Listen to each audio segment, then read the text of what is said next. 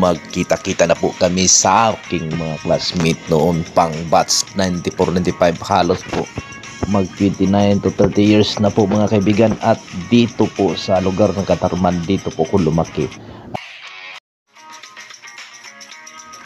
At bago nga pa pala kami makapunta doon ay kakain muna kami sa aking classmates na talagang nga pong wala talagang tigil itong taong ito sa kagagastos mga kaibigan, dahil itong aking classmates mga kaibigan, matindi ang business nito, at itong kanyang sasakyan ay sa kanya nga po ito mga kabrad. At tika nga pala muna,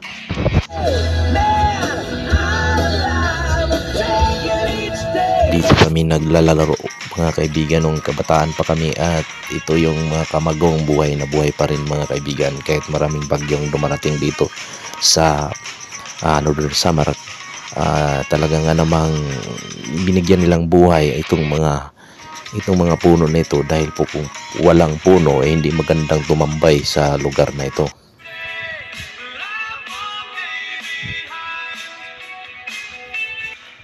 Shoutout po pala sa aking mga kababayan ko doon sa Bohol, Philippines, at yung mga pinsan ko, si Panot, yung Dextros, yung si mga Lisula family, Lisula clan, at mga Ributa clan, at yung Gastunis family, at yun mga kaibigan, sa lahat ng mga tao doon sa Bohol, Katabagan, Philippines. Maraming salamat kung kayo ay nanood dito. Pag-like, subscribe, at pinutin notification bell. Marami po salamat.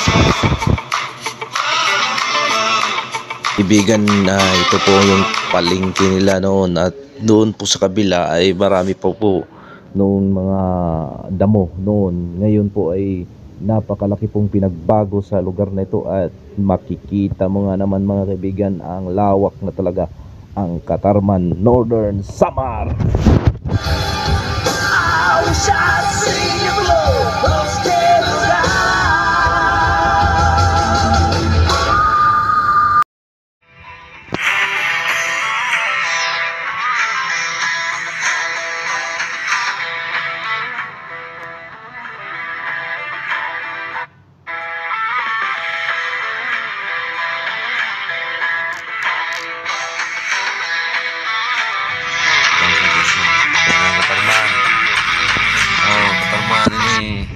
Kalimutan sa nagsilip.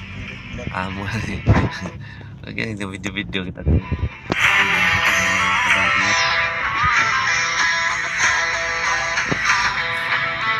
na pakanto din ako mawara ini pakanto bye-bye. Katalisay ito dito. Ada mga gitda. Ada lagi hapon. Karaang bala. Ganoon ka na bagyo.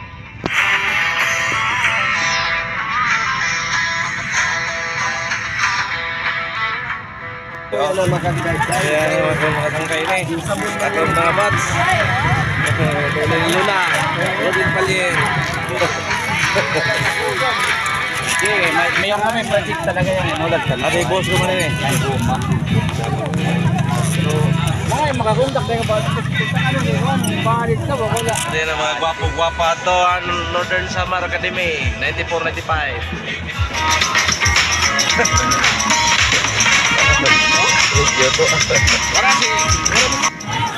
Andito ng mga classmates ko mga kabrad, at mix na talaga ito. Mayroong nakapagtapos, mayroon namang hindi, mayroon namang walang trabaho, at mayroon namang yumayaman. Ganun talaga mga kaibigan, hindi pantay ang lahat sa buhay.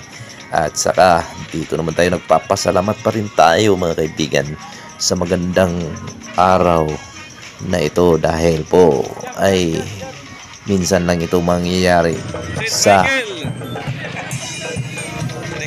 kasaysayan ng Northern Samar Academy batch 94-95.